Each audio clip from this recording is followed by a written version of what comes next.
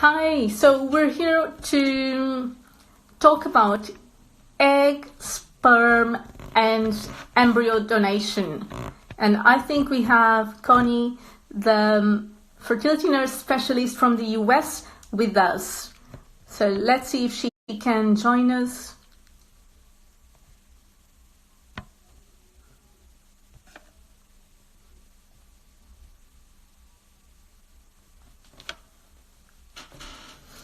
Hi.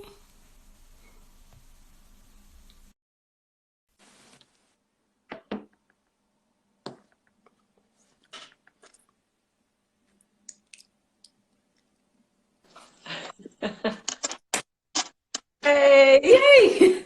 We can you hear did me it! okay? You did it! So Yes. we were mixed up with the times, but Yeah, I don't know why we had the two different times. And if it was on my side, I'm sorry. What are you gonna do? yeah, well, that's fine. We're talking about egg, sperm, and embryo donation today, which is a topic people have been asking us to talk about. Yes. And I think it's going to be so interesting to see the differences between the UK and the US because there's major differences from one Oh gosh, to the other. yes. So one of the topics that I wanted to talk first has to do with the fact that in the UK, donating is altruistic, which means that people who are donating eggs, sperm, or embryos don't receive money for it. So if you are donating your eggs, you receive £750, which they say is for the trouble of course, you'll have to be off work, getting injections, going to appointments. So 750, not really for your eggs. Whilst Right. if you're a man, you get £35 because of course Yeah, men is much easier. yeah. How does it work in the US? Well, again, we don't pay for tissue either. So, eggs are tissue, considered tissue. And so you pay for the services. So the egg donor gets a specific allowance for her services, right? Her services and her commitment to do the nightly injections, to do the appointments. The recipient person or couple will pay for travel if needed, if they're from a different city or a different area, and also do housing for them too. But it varies from agency to agency what a U.S. donor does get for her services, but not her eggs. We have to be really clear on that. We don't, no one sells eggs, right? Yeah, and in terms of if you are donating, here we have age limits. So if a man is donating his sperm, he needs to be between 18 and 41 years old. And a woman donating her eggs needs to be between 18 and 35. And of course, if you're getting a donated embryo, the egg and the sperm, they need to be from people who are in these age groups as well. Right. Can you hear me okay? Yes. Can I'm you having a hard time. Hold on a second. I think this happened last time. There's something that happens with our volume here. Maybe it's a hear? UK US, Well, um, we're um, traveling across the ocean. defect here. So yeah, usually the egg donors are normally over age 21. We don't really like them any older than 32, 33, 34, because again, we start getting that definition of advanced maternal age. So we have to be really careful about that and how we're accepting or looking at donors on any level. And do they go through any health checks or counseling?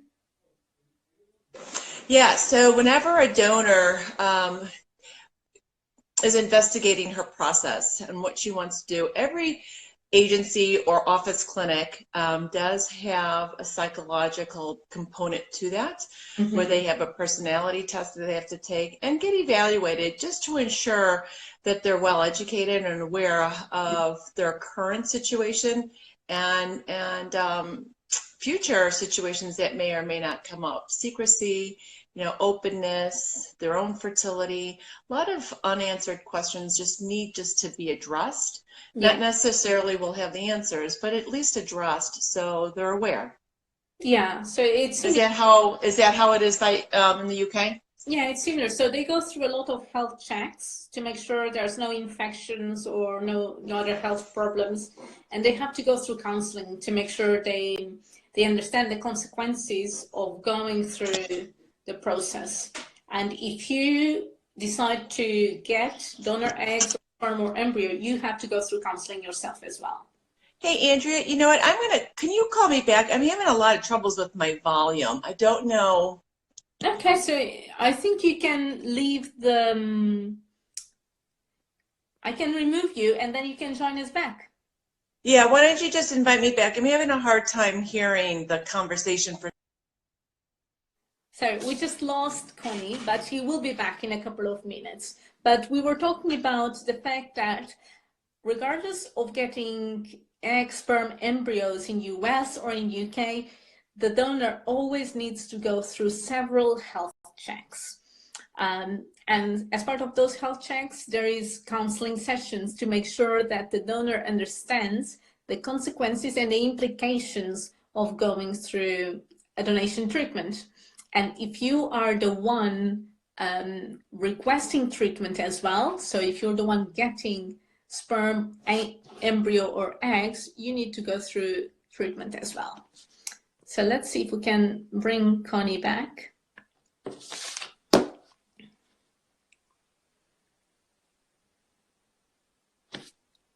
Okay. Is it better now? It's better, yeah. It must have just been the connection. Perfect. Okay, great. So people go through all these checks to make sure that they understand the consequences, and they have the counseling to understand to make sure they understand what they are doing really. And in terms of being biologically related to the child, that's usually one of the factors that makes people delay the decision to go ahead with donation. Is that what you have found in US as well? Yeah, well, you know what? You have so many different modern families now. And so a lot of different mindsets with that. So you can have your fertility couple who have been going through years of IVF, correct? Yeah. And they're going through years and they're going through IVF and they realize that it's an egg issue, poor egg quality, and their best statistic of getting pregnant would be using a donor egg. Yeah. So it's a grieving process, right? You grieve your own biologics, you grieve so much because their vision or their fantasy or what they saw their life to be as it would be half biologic, mother or father. Yeah. And when they evolve into thinking about donor egg, they have to really come to some resolution in grieving their own biologics. Not only just for the mother biologic, but the husband wants, I just wanted to have my wife. I love her. I want to share her and have our child.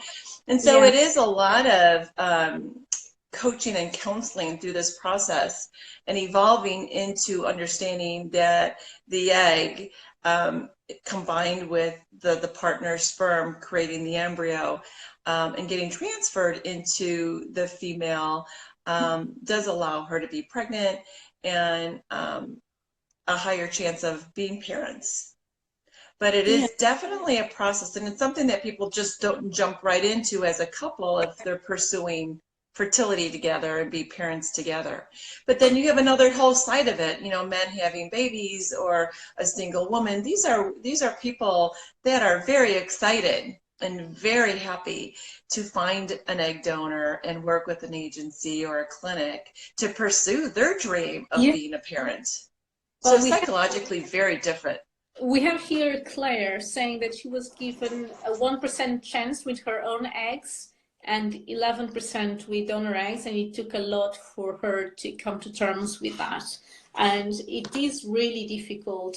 I think that even if we find it really hard to consider egg or embryo donation or whatever it is, it might be that a few years down the line, that option becomes a possibility. Something that we wouldn't consider in the beginning then becomes an option, and it's absolutely fine to change your mind and want different things at different points in time. And like you said, it's a grieving process.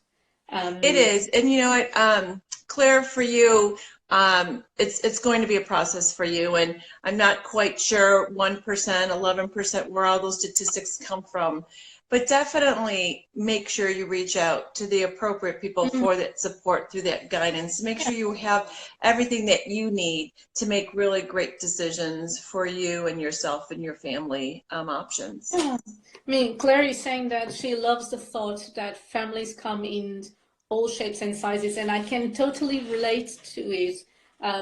Frank and I are writing a book called Transformational Families, exactly about the fact that families come in all shapes and sizes.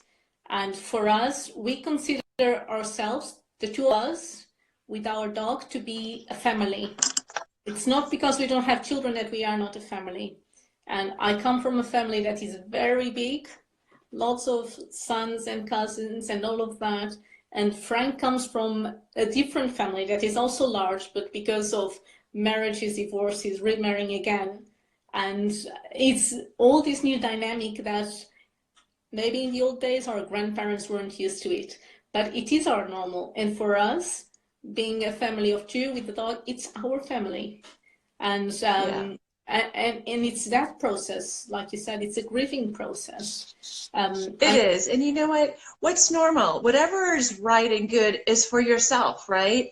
We don't choose our paths to get everybody else's approval or everybody else's opinion. Exactly. And if it is good within your core, and this is all based out of love and your desire to be a parent, that is the right way, right? And it doesn't matter if someone else's opinion, because they're basing it on their own life story. Let's base it on your own life story. To everybody who's listening, this is your story, and be uniquely proud and empower yourself that you have so many different avenues to get the information you need to make good decisions for yourself without worry of judgment or other people critiquing.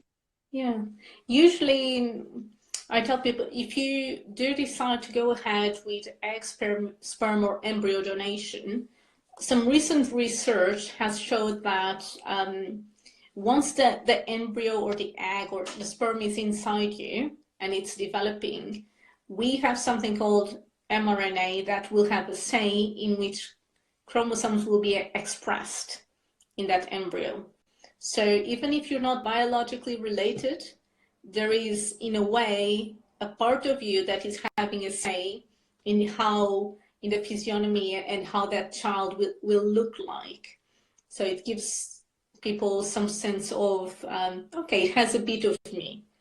But then there's that whole part, which is after 9 months, when the child is finally here with you, that you get to teach that child how to walk, how to eat, how to speak, how to educate them, how you have a say in so many things. And we see that children get those mannerisms and the way we talk, the way we walk. They do it just like we do, regardless of being genetically related or not. Have you found that as well? You know what, I think it just goes right back to the very beginning when you're making decisions on going forward using donor in any aspect. It's the bottom line, it's based out of a decision based off love that you want to be a parent.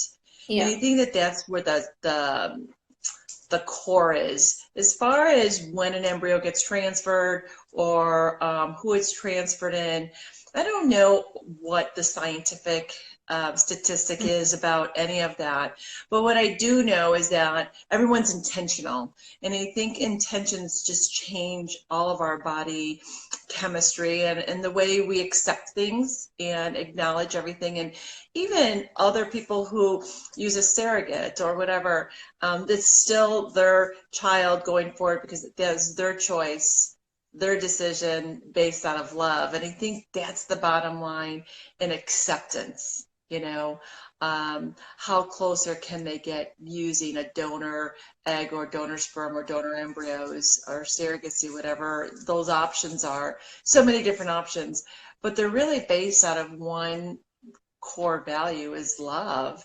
and so many hurdles, so many things to jump over to get there, but it's all really driven by one core feeling. Yeah, and I think so many times we say, I want a child or I want to get pregnant, but what we are ultimately wanting is that love, it's that connection. Right. So And they, whatever your partnerhood is or not, it's going forward and being able to pursue what fills you in the direction. There again, so many options to walk forward and trying to get that all figured out. yeah, and I think it's really important for us to talk about the aspect of embryo donation, because unlike eggs and sperm, it's not available as with as much availability as egg and sperm, and an embryo donation comes exactly out of that love. It comes from a couple who has been through IVF, who has been able to create the families that they wanted, and now they are giving back that way there. So it comes from love. Yes. Yeah, To it's someone. such a great option for couples who have excess embryos, right? And they're done with their family building, and they may have one or two embryos in storage, and they're faced against decisions whether or not they continue to pay storage or they figure out on discarding embryos. And for a lot of couples, there are places in the U.S. where you can have your clinic transfer them out of the clinic or storage facility and donate them to agencies for donation. Now remember, with donor embryos, you're still dealing with some pretty much many couples that have gone through fertility. So they may or may not be the best.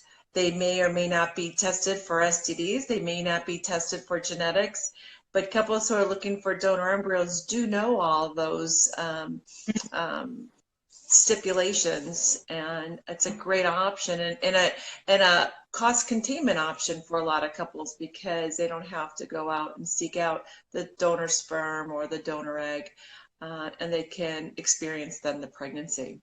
Yeah, the process in itself is also less expensive than getting donor sperm or donor egg if you get the donor embryo. Yes, it is. It is definitely a lesser expense or cycle for a lot of these couples. Yeah, and in terms of legal requirements and legal responsibilities and parenthood, what does the law say when it comes to donation in the US? The donation is donation. It's not to be mixed up with adoption, right? Adoption is a live child. A donation is strictly a donation, as you would donate an egg or donate a sperm. Exactly. And is that donation anonymous in And the it's US? switching of parentage. So we do have legal contracts that couples do need to rename those embryos from one couple to another couple, and they're all parentage contracts through the lawyers of owning those embryos. Yeah. And what about if it's egg or sperm? Will the child ever be able to find who the donor was? Boy, you know what? We were just having so many conversations. I don't think there's any more anonymity for anybody with all the 23andMe's and all these other different things that people can tip into. I'm really talking to everybody about it. We may be using the language anonymous, but what's anonymous anymore? You know, anybody can find anybody, and where we're at.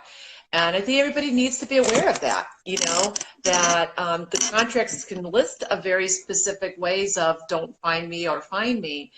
But in the world we live in, with all these genetic tests that are out there for the public, someone's going to find you. Nothing is going to be anonymous anymore. That's true. Here in the UK, the donation is not anonymous. So after the child turns 18, they are able to have access to to the name and location of the donor. Wow. So the donor doesn't have any legal responsibilities or financial responsibilities towards it, but there is that option of the child wanting to know who it is. And if you are a donor, then you will not be able to trace your children, but you will be able to have information about how many children have been created through your eggs or through your sperm. Now, in terms of, if we look at the rest, it's different in every country. So if we look, for example, at Spain or Portugal, where I'm from, donation is anonymous, like you said. So the child will never be able to trace back who the donor is. But you've made a very good point about 23andMe and all those home genetic testing, because there is so many people doing the test and then finding that they have brothers or sisters somewhere else, maybe even close to them. And and you know what? That's why it's so important to open and the child be aware of how they came into this world. Wouldn't you agree? It's so important. You know what? You're breaking up again. Hello? So I don't know. I'm having must be maybe it's my phone or whatever.